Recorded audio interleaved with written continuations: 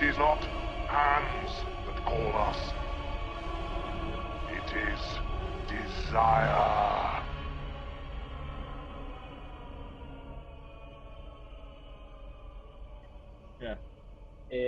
Bueno, estamos con Gary Smart, el encargado de Leviathan, la historia detrás de Hellraiser 1 y Hellraiser 2, Hellbound.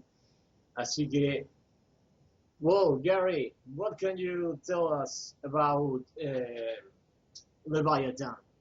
How did you get to the project? Are you a big fan, aren't you? Yeah, I've always been a big fan of Hellraiser, and especially Hellbound, Hellraiser 2. Right from when I was little. I mean, I remember going to the old video stores in the UK and seeing the big pictures and posters of Pinhead. I've always been a fan, and a few years ago, I wrote a book on another franchise called The Return of the Living Dead. And that's a zombie franchise from 1985, and that's directed by Dan O'Bannon. So me and my friend Christian Sellers wrote a book basically charting the history of the franchise of that horror film, basically the rise and fall of the franchise. And because of that, we were asked to write the documentary More Brains, which came out in 2000. So we wrote that. Basically, we had that. That's when I had the kind of background in working on documentary and how it structures and whatnot. Anyway, fast forward a couple of years, and I've been putting on screenings of cult horror films in the UK. I live in Birmingham in the UK, and we have a nice little theatre where we put horror films on about 3 times a year. One of the films that we put on was Hellraiser 1 and 2, and we had special guests, which was Nicholas Vince, Jeff Porter, Simon Bamford, and Kenneth Cranham. And we had a Q&A, excellent Q&A, and we kind of thought to ourselves, there's a lot of stories here which fans would love to hear. Nobody has ever done a documentary on Hellraiser, so we thought, let's do it. And then that was about 8 months ago, and it's just snowballed from there. It's got bigger and bigger. Yeah. That's amazing. And how did you get I mean, you're getting all the actors, all the producers into the documentary. For example, what more do you meaning of, well, in the world of Hellraiser? You have Andrew Robinson, Kenneth, Ashley. Not yet, not Ashley yet. We've done 24 interviews so far, and that is mainly UK based at the moment, which we've done. You said Ken Cranham, Doug Bradley, Simon Bamford, Nicholas Vince, Jeff Portas, Christopher Figg, who was the producer of Hellraiser 1 and 2. Who else? Barbie Wilde, Cliff Wallace, Mark Collier, John Midgley, on and on and on and on and on. We've got 24 interviews, and we have one American interview, which we had an American crew do for us, which was Andrew Robinson. He'd be available a very short period of time, and the company that I direct, which is called Cult Screenings, our patron is the actor Brian Cox, who you may know from Troy, Born Identity, and he became quite a friend of the company, and he knows Andrew Robinson. So he got Andrew and basically arranged the interview for us. We are working on our US interviews at the moment, so we've got hopefully lined up. We've got Tony Randall, Peter Atkins, working on Ashley Lawrence, working on Clive Barker.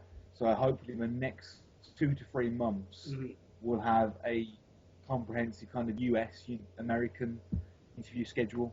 And what we'll do, we'll send some of our guys to the States, and they'll have a week or so to interview the last portion of the Hellraiser crew. So we'll get in there. It's amazing for fans, really. it will be, Joe told me something, it will be like 3 hours and a half of the documentary. Yeah. Each interview so far has lasted about 2 hours. Each interview, so we've got about 50 hours of footage so far. Yeah, Uh, Obviously, some of that footage is repeating questions. Obviously, you ask the same person, same question, yeah, so it's all the edit then. But we've kind of gathered that the documentary will probably last about 3.5 hours, potentially 4. And it has to be that long because of the amount of people we've interviewed.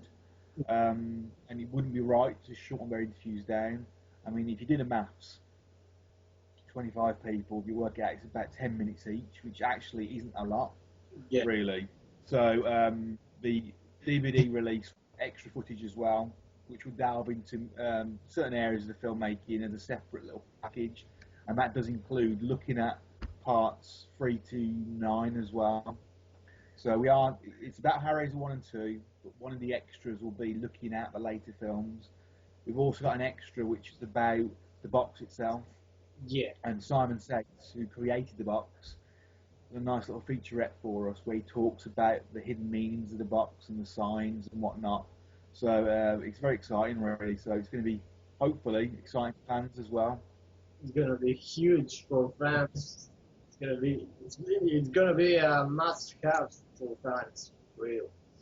I hope so. I mean, I'm a huge Hellraiser fan. You know, I always have been, and I'm doing this from a fan point of view. I mean, obviously we've got a business plan, but our passion is about promoting Hellraiser.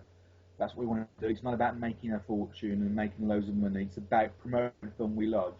So we've really kind of set about the project with that in mind. Really, so it's kind of a love letter to Hellraiser, really. And one of the main aspects that we're looking at in the documentary is the different side to Hellraiser. I mean, a lot of people think Pinhead, Hellraiser straight away, Yeah, but actually, Hellraiser is a love story, and that's the essential part. You know, it's kind of a Macbeth kind of Shakespearean story, somewhat. It's a tragic love story between Frank, Julia, and Larry. Uh, if you take away Pinhead and take away the Cenobites, it's still a very strong story. So Hellraiser 1 and 2 are one story, and it's really the story of Julia, and it's about her journey from, you know, this housewife and becomes an adulterer, and then ends up being the queen of hell. So it's kind of an interesting story, and that's the angle we're going for. I mean, Pinhead's important, of course, but you know, there's a true story hidden away in Hellraiser, which people tend to forget, I think. yeah. I think like off the record, but for me, when I first saw it at my 11 years old, I'm 27 now. It was like the Cenobites were just not the monsters, really. No, no. The Julia and Frank monsters. Julia and Frank, meaning Yeah. what the span that they will reach only for their love for one another. Yeah, yeah. It's what a woman wants, isn't it? You know, she's takes some dykes, particularly Julia. She's got a boring husband, and she's obviously gone with her brother Frank, and she's obsessed with Frank. Frank is not obsessed with her at all. You know, Frank is using her. Frank will do anybody and do anything, but obviously he needs Julia, but she needs him for other reasons. And I think that's a really strong story, really. I mean, you made a really good point then that the Cenobites are not the bad guys at all. Exactly. And actually, the Cenobites do not kill people who are innocent. They're not like Freddy Krueger. They're not like Jason Voorhees.